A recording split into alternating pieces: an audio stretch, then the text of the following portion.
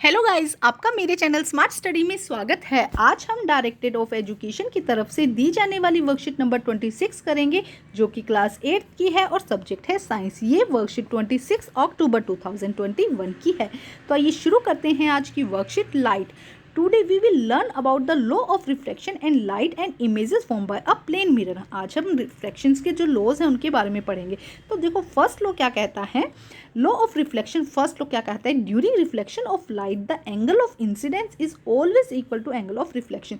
देखो, हमने पिछली वर्कशीट में सीखा था एंगल ऑफ इंसिडेंस और एंगल ऑफ रिफ्लेक्शन के बारे में। तो आप और अच्छे से, अगर आपको समझ नहीं आया तो वो वीडियो देखिए और अच्छे से समझिए। देखो, जो भी कोई लाइट गिरती है तो वो क्या करती है, किसी भी प्लेन पर अगर कोई लाइट गिरी तो वो क्या बनाती है, एक एंगल ऑफ इंसिडेंस बनाती है। और ये लाइट क्या करती है, ऑपोजिट डायरेक्शन में रिफ्लेक्ट होती है। इसे हम क्या कहते हैं, एंगल ऑफ रिफ्लेक्शन। तो एंगल ऑफ इंसिडेंस था उसे आई से रिप्रेजेंट करते हैं और एंगल ऑफ रिफ्लेक्शन को हम आर से रिप्रेजेंट करते हैं। ठीक है, तो फर्स्ट लॉ हमने जाना, उसमें क्या कहा गया है कि आई हमेशा किसके इक्वल होता है, आर के। एंगल ऑफ इंसिडेंस को हम आई दिखाते हैं और एंगल ऑफ रिफ्लेक्शन को हम आर दिखाते हैं। तो आई हमेशा आर के इक्वल होता है। ठीक है, सेकंड देखो, second law of the reflection, the incidence ray the normal at the point of the incidence and third the reflected rays all lie on the same plane. ये तीनों ही क्या होते हैं, सेम प्लेन पे होते हैं। आपको अच्छे से याद करने हैं दोनों लोग। फर्स्ट तो क्या कहा गया है, एंगल ऑफ इंसिडेंस और एंगल ऑफ रिफ्लेक्शन हमेशा बराबर होते हैं। सेकंड क्या कहा गया है, इंसिडेंस रे, उसके अलावा normal and third reflected ray, तीनों ही क्या होते हैं, एक प्लेन पर होते हैं, सेम प्लेन पर होते हैं। आप ये ध्यान रखेंगे। अब देखते हैं नेक्स्ट क्या कहा गया, images form by a plane mirror. ध्यान से समझेंगे, एक एक्टिविटी के थ्रू क्या कहा गया है, material required a plane mirror and a torch. Okay, place torch O in the front of the plane mirror P Q. एक पी क्यू आप प्लेन मिरर देंगे, ये देखो ये रहा पी क्यू। इस पर आप क्या करेंगे, ओ, ये देखो यहाँ से टॉर्च लगाएंगे। ठीक है, इसके सामने टॉर्च लाइट ऑन करेंगे। Two rays O A and O C are incident on in. अब ध्यान से जब आप देखेंगे तो क्या होगा, जब आप प्लेन मिरर के सामने टॉर्च रखेंगे तो दो रेज निकलेंगी प्लेन मिरर की तरफ। ये है ओ ए और ये है ओ सी।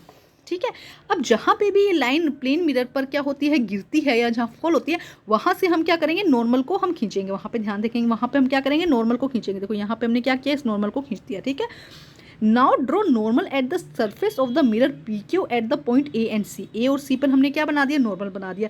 Then draw the reflecting ray A B and C D to the point of A and C respectively. अब क्या करेंगे, जहाँ से क्या हुआ है, हमने टॉर्च पे लाइन डाली थी ए सी, अब हम क्या करेंगे, रिफ्लेक्टेड लाइन बनाएंगे। जब हम इस तरह से बनाते थे ना, और यहाँ पे हम नॉर्मल रखते थे, अब इसी तरह से हम यहाँ पे क्या कर देंगे, रिफ्लेक्टेड लाइट बना देंगे। ठीक है, ये कौन सी हो जाएगी, बी एंड डी। ध्यान रखेंगे, ए बी, यहाँ से ए बी बनी और यहाँ से ए डी बनी। ये क्या बनी, रिफ्लेक्टेड लाइट बन गई। Extend backward and do they meet. अब देखते हैं, हम इन्हें पीछे की तरफ ले जाते हैं, क्या किसी पॉइंट पर ये मिलती है। तो हाँ, हमने देखा ओ डैश पॉइंट पर ये क्या मिल रही हैं, ये मिल रही हैं। If they meet mark this point O dash for a viewer eye at E point. E point से व्यूअर साइड जो है, व्यूअर देख रहा है, do the reflected ray appear to come from the point O. देखो, जब viewer side से viewer देखेगा ना प्लेन मिरर में, उसे कहाँ से लाइट आती हुई दिखाई देगी, ओ पॉइंट से। ध्यान रखेंगे, जो व्यूअर जब देख रहा है तो उसे लाइट कहाँ से आती हुई दिखेगी, ओ पॉइंट से। Since the reflected ray do not actual meet on O point. अब यहाँ ध्यान रखेंगे, अगर ये यहाँ जाके रिफ्लेक्टेड होकर यहाँ पे मिल जाती तो वो एक्चुअल में मिलना होता। ठीक है, लेकिन ये क्या है, हमें मिलती हुई प्रतीत हो रही है, वर्चुअल है, हमें मिल नहीं रही, लेकिन प्रतीत हो रही है कि शायद ये मिलेंगी, but only they appear to.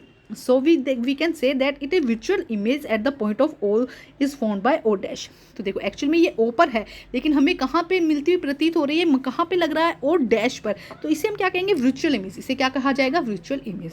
तो इसको थोड़ा सा समझो और धीरे धीरे ध्यान से इसको बनाकर कोशिश करो, तब आपको समझ में आएगा। अब हम करते हैं क्वेश्चन आंसर, देखो, जो कि बहुत ही ज़्यादा आसान है। फर्स्ट क्वेश्चन क्या है, law of reflection of light आपको बताना है, तो कहीं जाने की जरूरत नहीं है, बहुत अच्छे से आपका आंसर दिया गया है, डायग्राम भी बना लीजिएगा। तो ये हो जाएगा आपका आंसर नंबर 1, जिसमें आप क्या लिखेंगे, law of reflection first and second law of reflection, दोनों ही लॉज आपको लिखने हैं। सेकेंड क्वेश्चन देखते हैं। सेकेंड क्वेश्चन में क्या कहा गया है, during reflection of light if angle of incidence is 60 then what will the angle of reflection. बताओ, एंगल आई आपको दिया गया है 60, आपको क्या निकालना है, एंगल आर। तो क्या होगा, बहुत ही आसान है, एंगल आई किसके इक्वल होता है, एंगल आर के। तो एंगल आर कितना हो जाएगा, यहाँ पर 60 हो जाएगा। जितना एंगल आई होगा उतना ही एंगल आर हो जाएगा। तो ये हो जाएगा हमारा second question. Question number 3, how image are formed in a plane mirror, explain. देखो, एक्सप्लेन करना है तो पूरा का पूरा आंसर आएगा, आप कुछ भी नहीं मिस कर सकते। यहाँ से लेके यहाँ तक का पूरा डायग्राम समेत आपको आंसर नंबर 3 लिखना है। इसमें से कहीं नहीं जाने की जरूरत, कुछ और एक्स्ट्रा लिखने की जरूरत नहीं, लेकिन हाँ इतना ज़रूर लिखना है। कुछ क्वेश्चन स्टूडेंट्स कहते हैं कि बहुत लेंथी क्वेश्चन होते हैं, तो जब क्वेश्चन लेंथी है आंसर उसके अकॉर्डिंग ही किया जाएगा ना। तो यहाँ पे अगर बहुत ही शॉर्ट में लिखना है तो वर्चुअल इमेजेस लिख सकते हैं, इरेक्ट भी लिख सकते हैं आप चाहें तो, वर्चुअल एंड इरेक्ट। लेकिन अगर ये तो सिर्फ एक लाइन का आंसर हो जाएगा, लेकिन अगर कंप्लीट आंसर लिखना है, फुल मार्क्स लेने हैं, तो आपको पूरा का पूरा आंसर लिखना होगा। अब देखते हैं क्वेश्चन नंबर 4। देखो क्वेश्चन नंबर 4 में क्या कहा गया है, an incident ray make a angle of 30, then surface on which it fall, what will be its angle of incidence and angle of reflection. Okay, क्या कर रही है, एक रे आ रही है जो इस सरफेस से यहाँ पर 30 एंगल बना रही है, ठीक है। तो हमें दिखाना है कि ये क्या होगा, इसका नॉर्मल होगा, ये एंगल कितना होगा और ये एंगल कितना होगा। तो हमें पता है जितना एंगल ये होगा उतना ही एंगल ये होगा। Incidence of angle of reflection of angle तो दोनों ही इक्वल होंगे, लेकिन जो नॉर्मल है वो कितना होता है 90 डिग्री। नॉर्मल कब बनता है 90 डिग्री पर। तो अगर ये क्या है 60 है, तो जो इंसिडेंस कितना हो जाएगा, एंगल ऑफ इंसिडेंस लिखेंगे हम, कितना हो जाएगा, एंगल ऑफ इंसिडेंस कितना हो जाएगा, यहाँ पे ध्यान से देखो हम लिखेंगे, क्योंकि नॉर्मल कितना है 90 डिग्री का है, उसमें से हमने 30 माइनस कर दिया, तो एंगल ऑफ इंसिडेंस कितना हो गया 60। ये हो गया एंगल ऑफ आई। तो एंगल ऑफ आई अगर 60 है तो एंगल ऑफ आर कितना हो जाएगा, ये भी कितना हो जाएगा 60 हो जाएगा। बस एक बात समझो कि ये वाला एंगल हमें दिया गया है, यहाँ पे कौन सा एंगल दिया गया है, हमें ये वाला एंगल दिया गया है, ये कितना है 30। तो हम इसकी पहले वैल्यू निकालेंगे 60 और उसके बाद जितना आई होगा उतना ही आर बन जाएगा। तो ये थी हमारी आज की वर्कशीट को कंप्लीट करके अपने टीचर से चेक करवाइए और प्लीज़ मेरे चैनल को लाइक कीजिए, सब्सक्राइब कीजिए और शेयर कीजिए। Thank you guys.